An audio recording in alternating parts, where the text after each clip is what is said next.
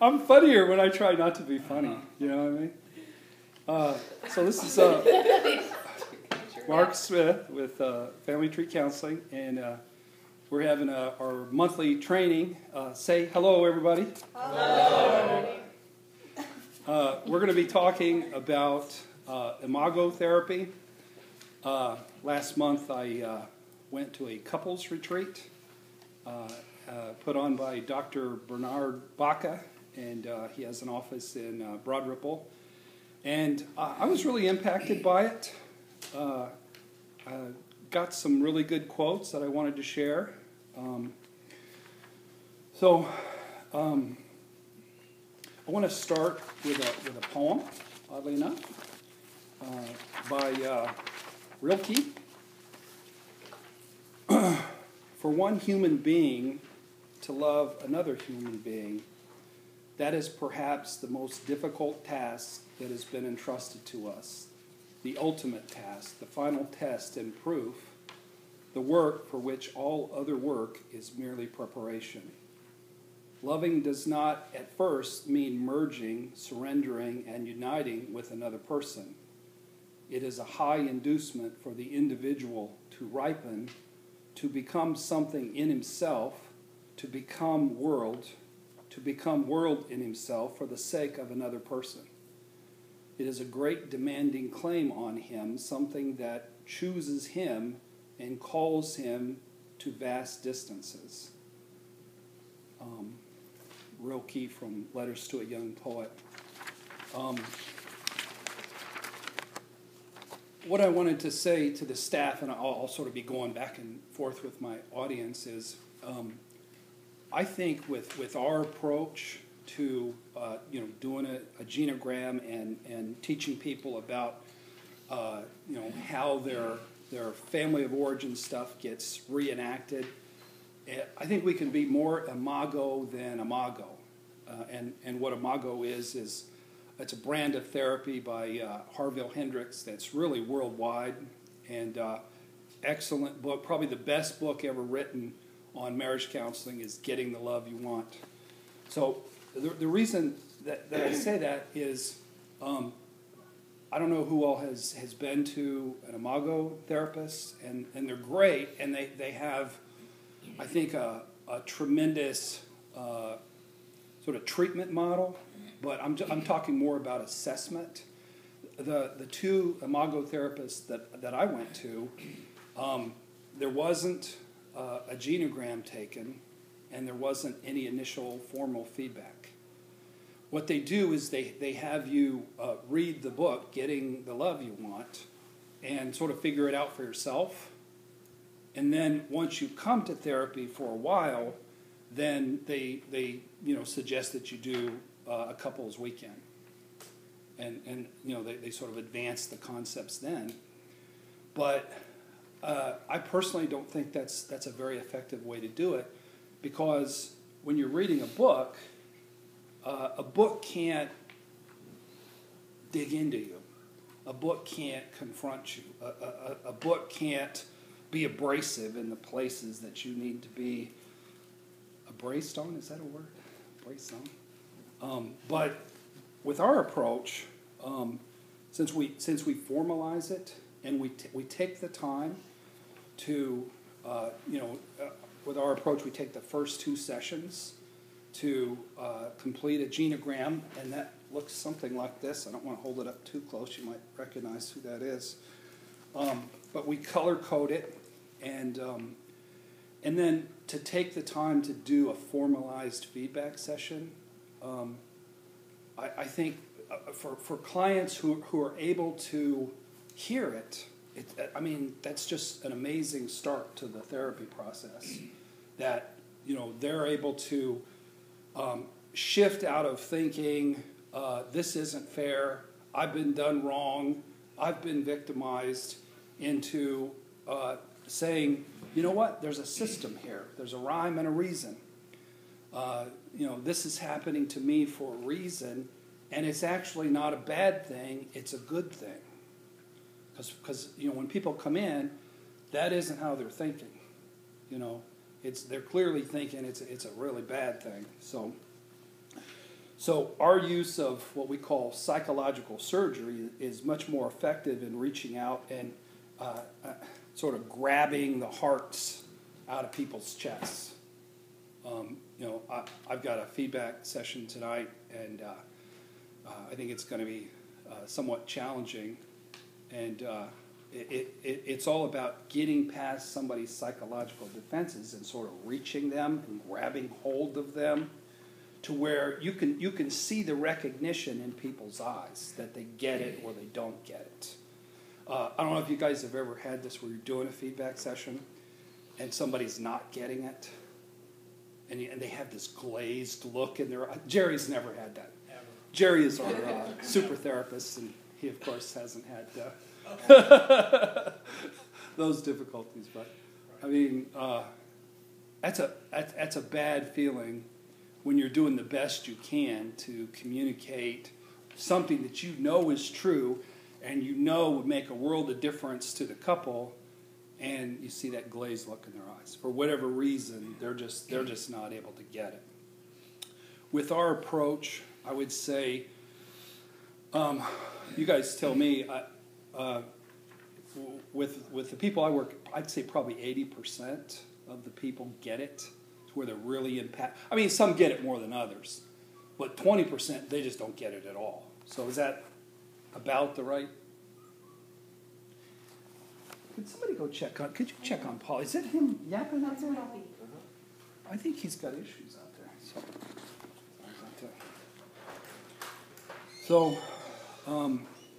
But what I left this weekend with was, I don't think that we stress the family of origin stuff enough. The you married your parents stuff, I don't think we stress it enough. Which sounds goofy, for me to say, because, that's sort of all I talk about.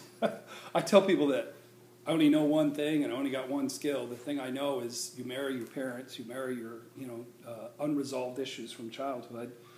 And the skill I have is I'm able to get that into people. Is he okay? Oh, it's the neighbor. Okay. Good. Mr. Pauly is okay. So,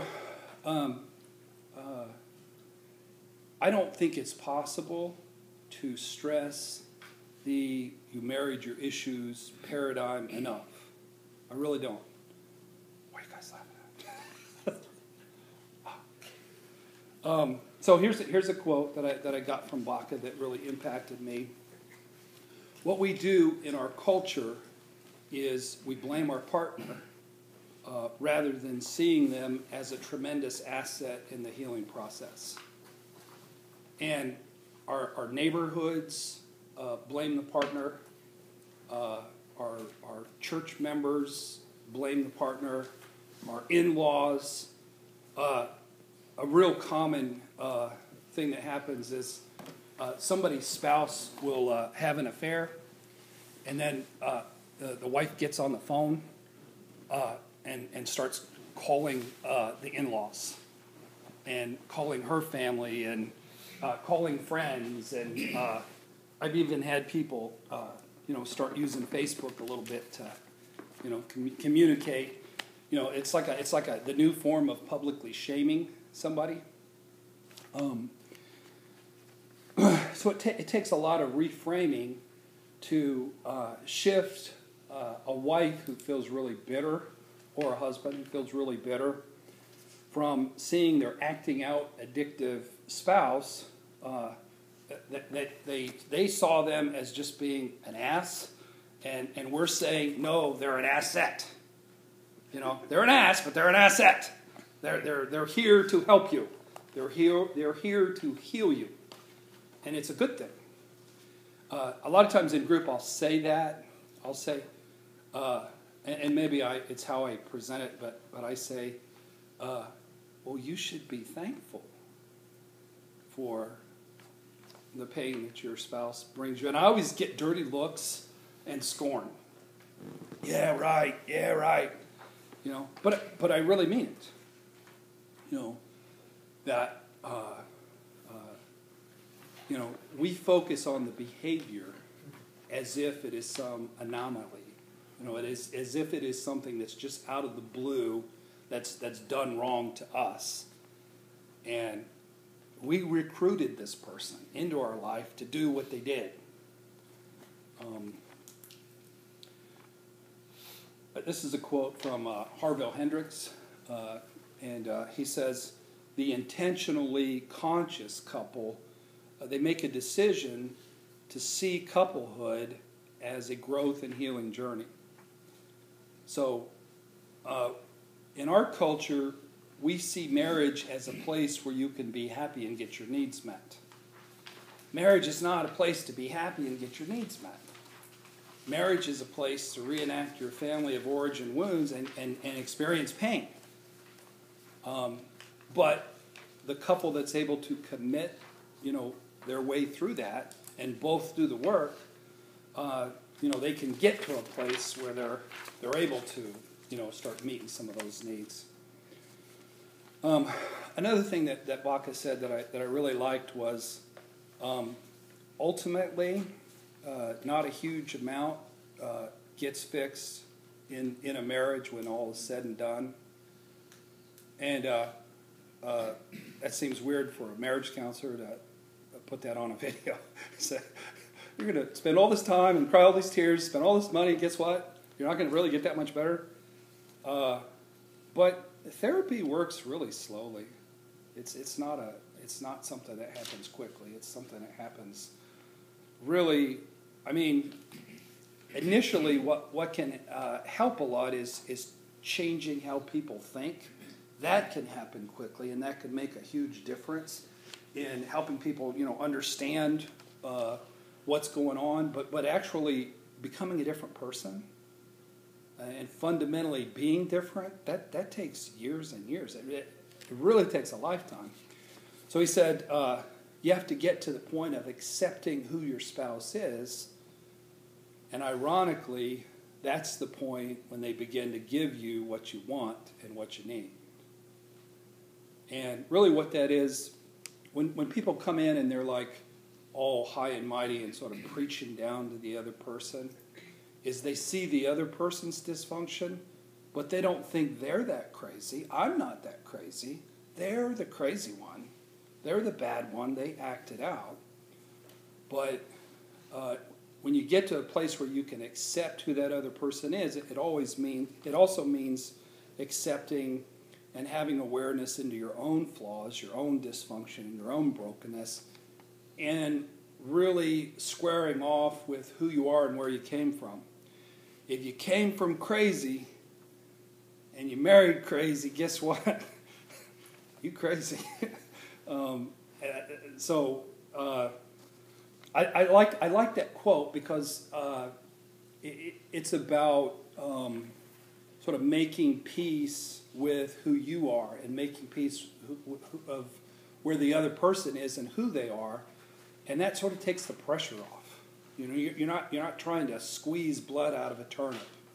So another thing that I liked from this weekend, there was a quote where Baca said, when you notice your spouse's control, you see it as they're doing something to you to hurt you. And he said what it really is they're trying to do something to produce safety for themselves. That's all they're trying to do. They're trying to make their life safe. They may not really see how it hurts you, but their agenda isn't really to hurt you. Their agenda is to sort of contain their own pain, contain their own anxiety, and just make it safe for themselves. So I thought that was a really cool little nugget of what we call at Family Tree, we call being plus or positive and viewing something without judgment. And there's way too much judgment with couples, between each other, and like I said, in our culture as well. So, for you guys, I want to encourage you guys, the blue sheets that we have out in the waiting room, the ones on marriage. Most of them are the same article. There's like 15 of them, and I say the same thing in every article. I just sort of rehash it or repackage it in a different. I try to be cute with it, but for couples that are at that point where they've just had their feedback session, let them assign them to read 3 or 4 of those, because that'll hit the crux of the paradigm shift that we're trying to affect. And really, there's 3 books that I encourage everybody to read, and that's the Getting the Love You Want by Harville Hendricks, Healing the Shame That Binds You by John Bradshaw, and The Journey from Abandonment to Healing by Susan Anderson. In today's world, there's not too many couples that don't have either shame or abandonment. Those are huge issues.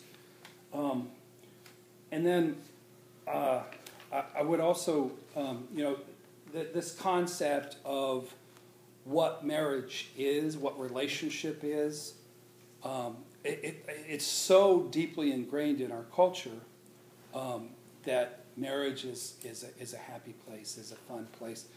I don't know that I could sit through a wedding ceremony, a traditional wedding ceremony, without throwing up these days.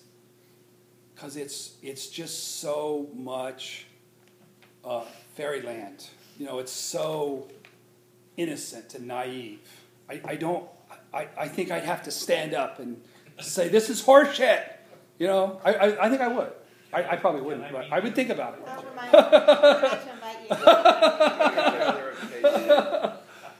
Because it's based on naivety and enmeshment and blind love, and especially if the person is under 30. I think it should be actually outlawed. I've covenanted with my kids that they've agreed to not marry until they're after 30, so I don't have to worry about that. It's all good. But, so in my efforts to try to shift the paradigm about what marriage is, some of my blogs that are sort of geared toward this, excruciating marital pain is a blessing, very much in disguise. You'd better limp down the aisle.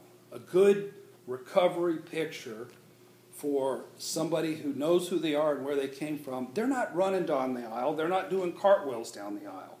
They're limping. They've been through stuff. They've been in the relationship for 3 years, 4 years, and they take the commitment with fear and trembling, because they know what it is. They know how much pain the relationship can hold. So, this is my favorite. Being married is like boiling in a pot of spicy chili. Makes you want to go get married, doesn't it?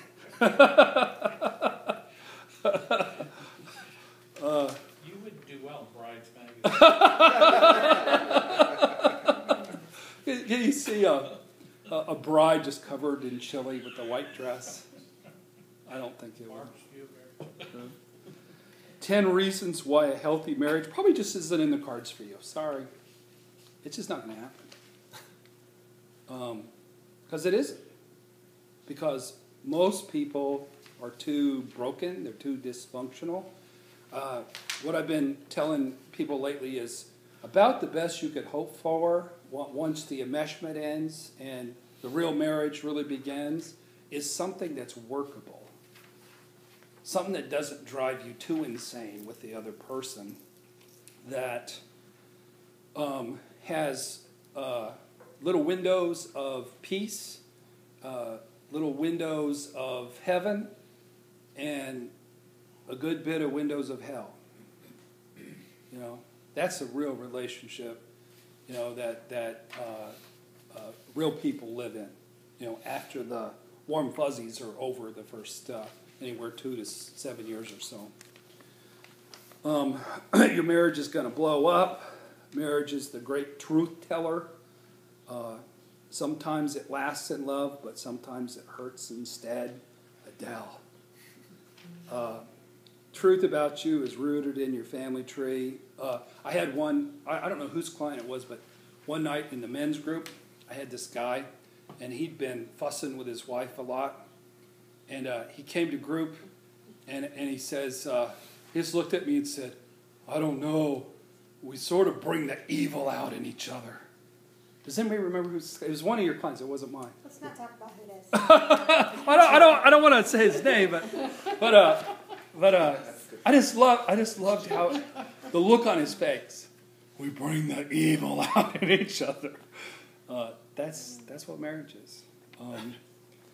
So anyway, that's sort of the introduction, and then I'm going to go ahead and sign off of the video, and we'll continue with the training. But thanks for watching, and we'll see you next time.